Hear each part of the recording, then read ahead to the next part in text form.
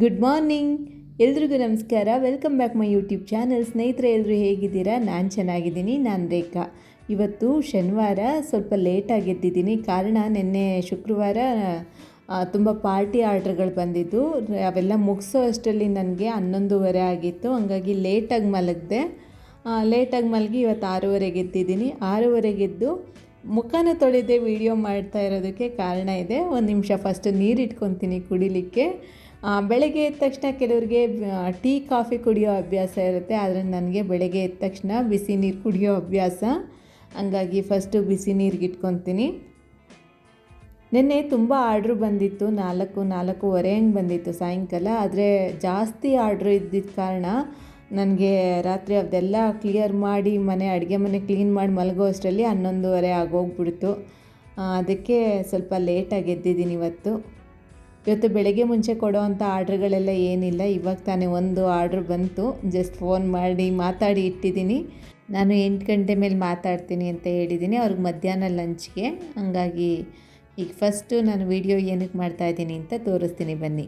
ನನ್ನನ್ನು ತುಂಬ ಜನ ಕೇಳ್ತಾರೆ, ನೀನು ಹೊಟ್ಟೆ ಹೆಂಗೆ ಕರಗಿಸ್ಕೊಂಡಿರೇಕಂತ. ನನಗೆ ತುಂಬ ಹೊಟ್ಟೆ ಕಾಣಿಸ್ತಾ ಇತ್ತು ಸ್ನೇಹಿತರೆ. ಈಗ ನನಗೆ ಅಷ್ಟೊಂದು ಹೊಟ್ಟೆ ಇಲ್ಲ. ಏಕೆಂದರೆ ಅದು ಇಷ್ಟು ಬೇಗ ಕರಗುತ್ತೆ ಅಂತ ನಾನು ಕೂಡ ಯೋಚನೆ ಮಾಡಿರಲಿಲ್ಲ. ಆದರೆ ನಾನೊಂದು 15 ದಿನಕ್ಕೋಸ್ಕರ ಫಿಸಿಯೋಥೆರಪಿಗೆ ಹೋಗಿದ್ದೆ, ಬೆನ್ನುಮೂಳೆ ಸಮಸ್ಯೆ ಅಂತ.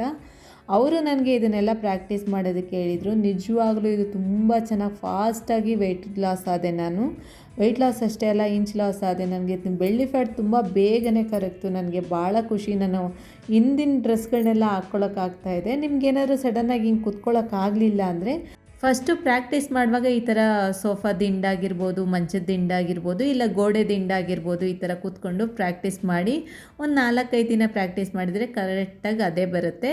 ತೊಂದರೆ ಇಲ್ಲ, ಬೇಗ ನೀವು ಹೊಟ್ಟೆನ ಕರಗಿಸ್ತೀರ. ಅದೆಲ್ಲ ಮುಗಿಸಿ ಸ್ನಾನ ಮಾಡಿ ನಾನು ಬರೋದು ದೇವ್ರ ಮನೆಗೆ ಬಂದು ಪೂಜೆ ಎಲ್ಲ ಮುಗಿಸಿ ನನಗೆ ತುಂಬ ನೆಮ್ಮದಿ ಕೊಡೋ ಅಂಥ ಕೆಲಸ ಅಂದರೆ ಭಗವದ್ಗೀತೆನ ಓದೋ ಅಂಥದ್ದು. ನನ್ನ ಜೀವನದಲ್ಲಿ ಸಾಕಷ್ಟು ಬದಲಾವಣೆ ಇದರಿಂದನೇ ಮಾಡ್ಕೊಂಡಿರೋ ಅಂಥದ್ದು. ಅದೆಲ್ಲ ಮುಗಿಸಿ ಅದಾದಮೇಲೆ ಅಡುಗೆ ಮನೆಗೆ ಬಂದೆ. ಮತ್ತೆ ಅಡುಗೆ ಮನೆಗೆ ಬಂದು ಈಗ ತಿಂಡಿ ಮಾಡ್ಕೋಬೇಕು. ಬೆಳಗಿನ ತಿಂಡಿಗೆ ನಾನು ತರಕಾರಿ ಉಪ್ಪಿಟ್ಟು ಮಾಡ್ಕೊತೀನಿ.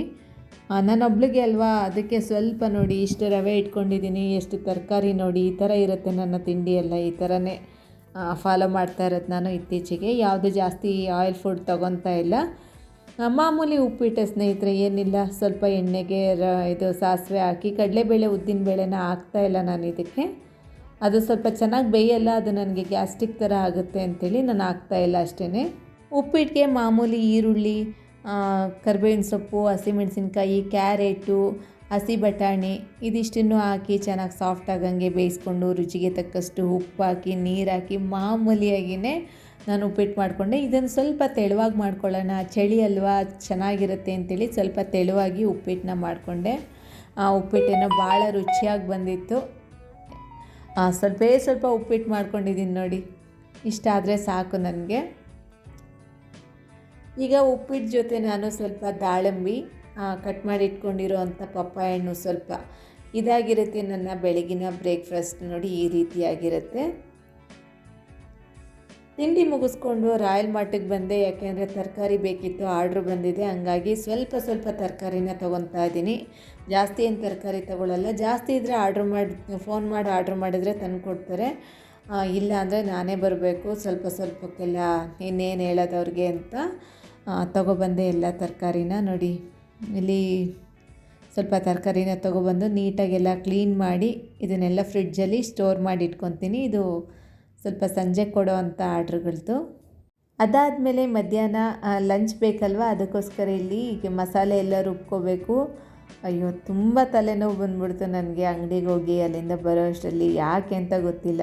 ನೋಡಿ ಇಲ್ಲಿ ನಾನು ಆಲ್ಕಲೈನ್ ವಾಟರ್ನು ಕೂಡ ಮಾಡಿಕೊಂಡು ಕುಡಿತೀನಿ. ಈ ಅಡುಗೆ ಮಾಡಿ ಮುಗಿಸೋ ಅಷ್ಟರಲ್ಲಿ ಇಷ್ಟು ನೀರನ್ನ ಕುಡಿದಾಕಿರ್ತೀನಿ. ಸೌತೆಕಾಯಿ, ನಿಂಬೆಹಣ್ಣು, ಪುದೀನ, ಹಸಿ ಶುಂಠಿ ಇದೆ ನೀರಲ್ಲಿ. ನೋಡಿ ಸ್ಕಿನ್ನೆಲ್ಲ ಎಷ್ಟು ಚೆನ್ನಾಗಿ ಆಗ್ತಾಯಿದೆ ನನಗೆ ಈ ಥರ ನೀರನ್ನೆಲ್ಲ ಕುಡಿಯೋದ್ರಿಂದ. ನೋಡಿ ಹೊಟ್ಟೆ ಸ್ವಲ್ಪನೂ ಕಾಣಿಸ್ತಿಲ್ಲ. ಮುಂಚೆ ಅಂತೂ ನನಗೆ ಯಾವ ಡ್ರೆಸ್ಸು ಹಾಕೋಕ್ಕಾಗ್ತಾ ಇರಲಿಲ್ಲ, ಭಾಳ ಬೇಸರ ಆಗ್ತಾಯಿತ್ತು. ಇವೆಲ್ಲ ಹಂಗಂಗೆ ಇಟ್ಟಿದ್ದೆ.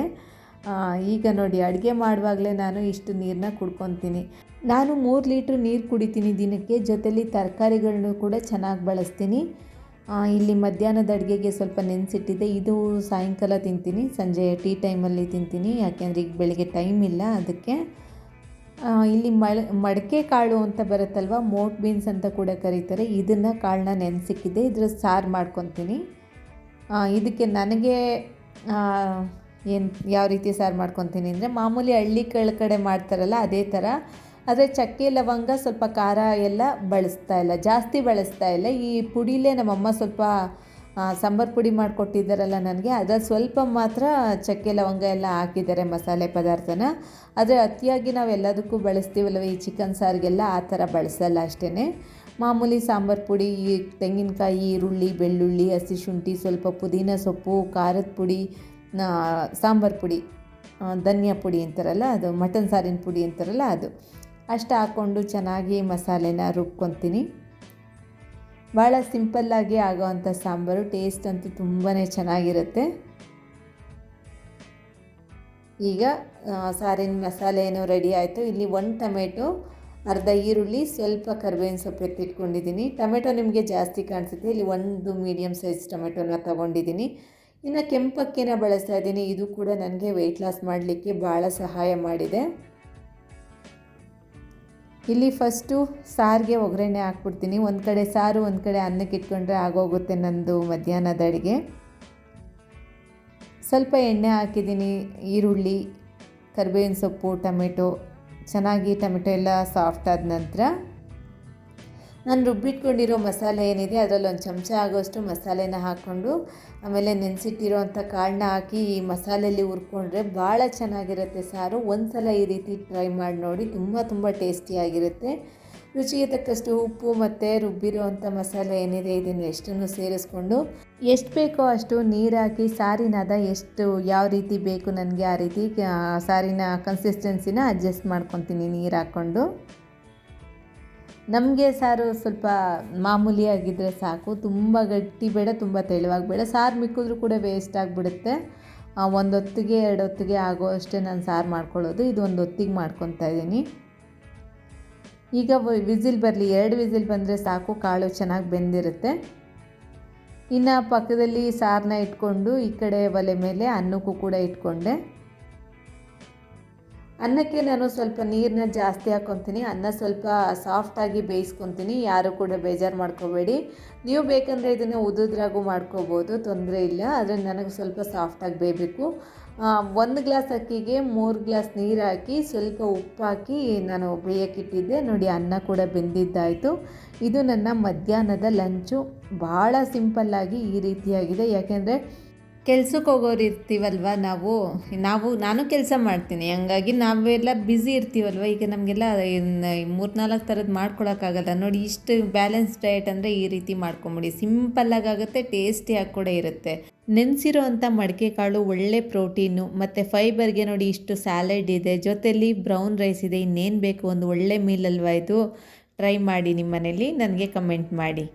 ಸಂಜೆ ಟೀ ಕುಡಿಯೋ ಟೈಮಲ್ಲಿ ನನಗೆ ಹರ್ಬಲ್ ಟೀ ಕುಡಿಬೇಕು ಅಂತ ಅನ್ನಿಸ್ತು. ಹರ್ಬಲ್ ಟೀಗೆ ನಾನಿಲ್ಲಿ ಸ್ವಲ್ಪ ಸೋಂಪು, ಏಲಕ್ಕಿ ಕಾಯಿ 2 ಲವಂಗ, 4 ಕಾಳು ಮೆಣಸನ್ನು ಹಾಕ್ಕೊಂಡು ಇದನ್ನು ಚೆನ್ನಾಗಿ ಕ್ರಷ್ ಮಾಡ್ಕೊಂಡು ಹಾಕ್ತೀನಿ. ಇದಕ್ಕೆ ಸ್ವಲ್ಪ ಹಸಿ ಶುಂಠಿ, ಸ್ವಲ್ಪ ಪುದೀನ ಸೊಪ್ಪು, ಫ್ರೆಶ್ ಆಗಿ ತಂದಂಥ ತುಳಸಿ ಎಲೆ, ಇದನ್ನು ಮಿಸ್ ಮಾಡಬೇಡಿ, ದಯವಿಟ್ಟು ಹಾಕಿ. ಯಾಕೆಂದರೆ ಈ ಶೀತದ ಟೈಮಲ್ಲಿ ಭಾಳ ಒಳ್ಳೆಯದು. ಆಮೇಲೆ ಇಷ್ಟೆಲ್ಲ ನಾನು ಬಿಸಿಯಾಗಿರೋ ಅಂಥ ಪದಾರ್ಥನೇ ಹಾಕಿದ್ದೀನಲ್ವ, ಅದಕ್ಕೆ ನಾನೀಗ ಸ್ವಲ್ಪ ಕಲ್ಸಕ್ಕರೆನ ಹಾಕ್ತಾಯಿದ್ದೀನಿ. ನಾನೆಲ್ಲ ಹೀಟಿನ ಪದಾರ್ಥನ ತಿನ್ನೋದಕ್ಕಾಗಲ್ವಲ್ಲ, ಅದ್ರ ಜೊತೆ ನಾನು ಸ್ವಲ್ಪ ತಣ್ಣಗಿರೋದನ್ನ ಮಿಕ್ಸ್ ಮಾಡಬೇಕು, ಇಲ್ಲಾಂದರೆ ನನಗೆ ಕಷ್ಟ ಆಗುತ್ತೆ ಅಂತೇಳಿ ನಾನು ಕಲ್ಸಕ್ಕರೆನ ಹಾಕಿದ್ದೆ. ಚೆನ್ನಾಗಿ ಇದನ್ನು ನೋಡಿ ಕುಟ್ಬಿಟ್ಟು ಇದೊಂದು ಕಾಫಿ ಪಾತ್ರೆ ಏನಿತ್ತು ಇದಕ್ಕೆ ಸೇರಿಸ್ಕೊಂಡು ಸುಮಾರು ನಾನು ಒಂದು ದೊಡ್ಡ ಗ್ಲಾಸಲ್ಲಿ 1 ಗ್ಲಾಸ್ ಆಗೋವಷ್ಟು ನೀರನ್ನ ಹಾಕ್ತೀನಿ. ಚೆನ್ನಾಗಿ ಕುದ್ದ ಮೇಲೆ ಇದು ಒಂದು ಸಣ್ಣ ಗ್ಲಾಸಲ್ಲಿ, ಇಲ್ಲಾಂದರೆ ಒಂದು ಅರ್ಧ ಗ್ಲಾಸ್ ಆದರೆ ಸಾಕು. ಚೆನ್ನಾಗಿ ಕುದೀಲಿ ಇದು. ಚೆನ್ನಾಗಿ ಕುದ್ದಿದ್ದಾಯಿತು, ಒಂದು 5 ನಿಮಿಷ ಕುದಿಸ್ಕೊಂಡಿದ್ದೀನಿ. ಚೆನ್ನಾಗಿ ಕುದ್ದಂಥ ಈ ಟೀನ ಶೋಧಿಸ್ಕೊಂಡು, ಇದಕ್ಕೆ ಟೇಸ್ಟ್ ಇನ್ನೂ ಬೇಕು ಅಂದರೆ ನಾವು ಇದಕ್ಕೆ ಸ್ವಲ್ಪ ನಿಂಬೆಹಣ್ಣಿನ ರಸನ ಹಿಂಡ್ಕೋಬೇಕು. ನಿಂಬೆಹಣ್ಣಿನ ರಸನ ಹಿಂಡ್ಕೊಳೋದ್ರಿಂದ ಟೇಸ್ಟು ಚೆನ್ನಾಗಿರುತ್ತೆ. ಇನ್ನು ಈ ಶೀತದಲ್ಲಿ ಇದು ಒಳ್ಳೆಯದು ಕೂಡ. ಹಂಗಾಗಿ ಇವಾಗ ನಿಂಬೆಹಣ್ಣ ಹಿಂಡ್ಕೊಂಡು ನಾನು ಈ ಟೀನ ಕುಡಿತಾ ಇದ್ದೀನಿ. ತುಂಬ ಅಂದರೆ ತುಂಬ ಚೆನ್ನಾಗಿರುತ್ತೆ. ಬೆಳಗ್ಗೆ ಸ್ವಲ್ಪ ಬಾದಾಮಿ ಮತ್ತು ವಾಲ್ನಟ್ ಎರಡನ್ನೂ ನಾನು ನೆನೆಸಿಟ್ಟಿದ್ದೆ. ಇವಾಗ ಟೀ ಟೈಮಲ್ಲಿ ತೊಗೊತಾ ಇದ್ದೀನಿ. ಬೆಳಗ್ಗೆಯಿಂದ ಟೈಮ್ ಇರಲಿಲ್ಲ ಇದನ್ನು ತೊಗೊಳಕ್ಕೆ, ಸರಿಯಾದ ಸಮಯ ಸಿಕ್ಕಿರಲಿಲ್ಲ ನನಗೆ. ಹಂಗಾಗಿ ಇವಾಗ ತೊಗೊತಾ ಇದ್ದೀನಿ. ಈ ಟೀ ಅಂತೂ ಭಾಳ ರುಚಿಯಾಗಿರುತ್ತೆ. ಒಂದು ಸಲ ಟ್ರೈ ಮಾಡಿ, ಖಂಡಿತ ನಿಮ್ಗೆ ಇಷ್ಟ ಆಗುತ್ತೆ. ಇದು ನನ್ನ ಟೀ ಟೈಮ್ ಕತೆ. ನಾನು ಮಾಡಿದಂಥ ಹರ್ಬಲ್ ಟೀ ಇದು ತುಂಬ ತುಂಬ ತುಂಬ ಟೇಸ್ಟಿಯಾಗಿ ಬಂದಿತ್ತು. ಒಂದು ಸಲ ಟ್ರೈ ಮಾಡಿ. ರಾತ್ರಿ ಡಿನ್ನರ್ಗೆ ನಾನಿಲ್ಲಿ ಕುಂಬಳಕಾಯಿ ಸೂಪ್ ಮಾಡ್ಕೊತಾ ಇದ್ದೀನಿ, ಅಂದರೆ ಪಂಪ್ಕಿನ್ ಸೂಪು. ಇಲ್ಲಿ ಕುಂಬಳಕಾಯಿ ಮತ್ತು ಸೋರೆಕಾಯಿ, ಸ್ವಲ್ಪ ಈರುಳ್ಳಿ, ಒಂದು ಅರ್ಧ ಈರುಳ್ಳಿ, ಒಂದು 3-4 ಇಳುಕು ಬೆಳ್ಳುಳ್ಳಿ ತೊಗೊಂಡಿದ್ದೀನಿ. ಮೊದಲಿಗೆ ನಾನೊಂದು ಮಣ್ಣಿನ ಪಾತ್ರೆಗೆ ಒಂದು ಅರ್ಧ ಚಮಚ ಆಗುವಷ್ಟು ತುಪ್ಪ ಹಾಕ್ಕೊತಾ ಇದ್ದೀನಿ. ಈ ಸೂಪ್ನ ಮಾಡ್ಕೊಳ್ಳಿಕ್ಕೆ ತುಪ್ಪ ಹಾಕಿದ್ರೆ ಭಾಳ ಒಳ್ಳೆಯದು. ತುಪ್ಪ ಸ್ವಲ್ಪ ಬಿಸಿ ಆದಮೇಲೆ ಈರುಳ್ಳಿ ಬೆಳ್ಳುಳ್ಳಿ ಕೆಂಪು ಕಲರ್ ಏನು ಬರೋದು ಬೇಡ, ಸ್ವಲ್ಪ ಹಸಿ ಸ್ಮೆಲ್ ಹೋದರೆ ಸಾಕು. ಅದಾದಮೇಲೆ ನಾನು ಕಟ್ ಮಾಡಿ ಇಟ್ಕೊಂಡಿರೋ ಅಂಥ ಸೋರೆಕಾಯಿ ಮತ್ತು ಕುಂಬಳಕಾಯಿ ಇದಿಷ್ಟನ್ನು ಹಾಕಿ ಸೇರಿಸ್ಕೊಂಡು ಈ ತರಕಾರಿನೂ ಕೂಡ ಚೆನ್ನಾಗಿ ಸಾಫ್ಟ್ ಆಗೋ ತನಕ ಫ್ರೈ ಮಾಡ್ತೀನಿ. ಅದ್ರ ಜೊತೆ ನಾನು ರುಚಿಗೆ ತಕ್ಕಷ್ಟು ಉಪ್ಪನ್ನ ಇವಾಗಲೇ ಹಾಕ್ಕೊತೀನಿ. ಸೂಪ್ಗೆ ಕೆಲವರು ಲಾಸ್ಟಲ್ಲಿ ಹಾಕ್ತಾರೆ, ದಯವಿಟ್ಟು ಇವಾಗಲೇ ಹಾಕಿ. ಚೆನ್ನಾಗಿ ತರಕಾರಿ ಜೊತೆ ಉಪ್ಪು ಹದವಾಗಿ ಹೊಂದ್ಕೊಂಡ್ರೆ ಇದು ಕುಡಿಯುವಾಗ ಸೂಪು ತುಂಬ ಟೇಸ್ಟಿಯಾಗಿರುತ್ತೆ ಅಂತ.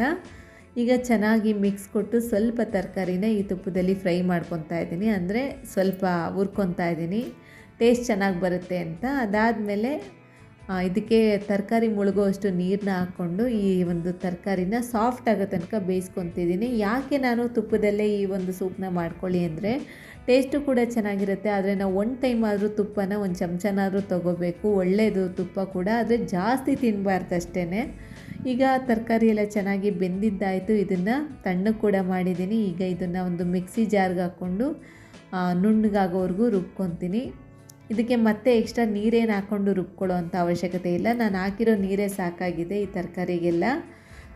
ತರಕಾರಿ ಜೊತೆ ಇಷ್ಟು ನೀರನ್ನು ಹಾಕ್ಕೊಂಡು ಚೆನ್ನಾಗಿ ರುಬ್ಕೊಂಡಿದ್ದಾಯಿತು. ಆಮೇಲೆ ಮಿಕ್ಸಿ ಜಾರ್ಗೂ ಸ್ವಲ್ಪ ನೀರು ಹಾಕ್ಕೊಂಡು ಇದನ್ನು ಬಗ್ಗಿಸ್ಕೊಂಡಿದ್ದೀನಿ, ಯಾಕೆಂದರೆ ವೇಸ್ಟ್ ಆಗಬಾರ್ದು ಅಂತ. ಅದಾದಮೇಲೆ ನೋಡಿ, ಸೂಪ್ ಯಾವಾಗಲೂ ಈ ರೀತಿ ಹದವಾಗಿರಲಿ, ಯಾಕೆಂದರೆ ರಾತ್ರಿ ಹೊತ್ತು ತುಂಬ ಗಟ್ಟಿ ಸೂಪ್ ಬೇಡ. ಆಮೇಲೆ ಫ್ರೆಶ್ ಆಗಿರೋ ಅಂಥ ಪೆಪ್ಪರ್ನ ನಾನಿಲ್ಲಿ ಕ್ರಷ್ ಮಾಡಿ ಹಾಕ್ತಾಯಿದ್ದೀನಿ. ಫ್ರೆಶ್ ಪೆಪ್ಪರ್ನ ಬಳಸಿ, ಕಾಳು ಮೆಣಸನ್ನು, ಮೆಣಸು ಪುಡಿ ಹಾಕಿದ್ರೆ ಅಷ್ಟೊಂದು ರುಚಿ ಬರಲ್ಲ, ಆವಾಗ ಕುಟ್ಟು ಹಾಕಿದ್ರೆ ಭಾಳ ಚೆನ್ನಾಗಿ ಬರುತ್ತೆ ಅಂಥೇಳಿ. ಈಗ ಚೆನ್ನಾಗಿ ಮಿಕ್ಸ್ ಮಾಡಿ ಇದನ್ನು ಸ್ವಲ್ಪ ಬಿಸಿ ಮಾಡ್ಕೊತೀನಿ ನಾನು, ಯಾಕೆಂದರೆ ತಣ್ಣಗೆ ಮಾಡಿದ್ದಲ್ವಾ, ಅದಕ್ಕೋಸ್ಕರ. ಈಗ ಸ್ವಲ್ಪ ಬಿಸಿ ಮಾಡಿ ಸರ್ವ್ ಮಾಡ್ತಾಯಿದ್ದೀನಿ. ಭಾಳ ಅಂದರೆ ಭಾಳ ರುಚಿಯಾಗಿ ಬಂದಿತ್ತು ಈ ಸೂಪ್ ಅಂತೂ. ನಿಜವಾಗ್ಲೂ ಈ ಚಳಿಗೆ ಈ ಥರ ಸೂಪ್ ಕುಡಿಯೋದು ಭಾಳ ಒಳ್ಳೆಯದು. ಇನ್ನು ಇದನ್ನು ಕುಡಿಯೋದ್ರಿಂದ ಜೀರ್ಣ ಕೂಡ ತುಂಬ ಚೆನ್ನಾಗಾಗುತ್ತೆ. ಇದಾಗಿತ್ತು ನನ್ನ ಪೂರ ದಿನದ ವೆಯ್ಟ್ ಲಾಸ್ ರೆಸಿಪಿಗಳು. ನಾನು ಮಾಡಿರೋ ಈ ರೆಸಿಪಿಗಳು ನಿಮ್ಗೆ ಇಷ್ಟ ಆದರೆ ಈ ವಿಡಿಯೋಗೊಂದು ಲೈಕ್ ಮಾಡಿ, ಶೇರ್ ಮಾಡಿ, ಕಮೆಂಟ್ ಮಾಡಿ, ಸಬ್ಸ್ಕ್ರೈಬ್ ಆಗಿ ಸಪೋರ್ಟ್ ಮಾಡಿ.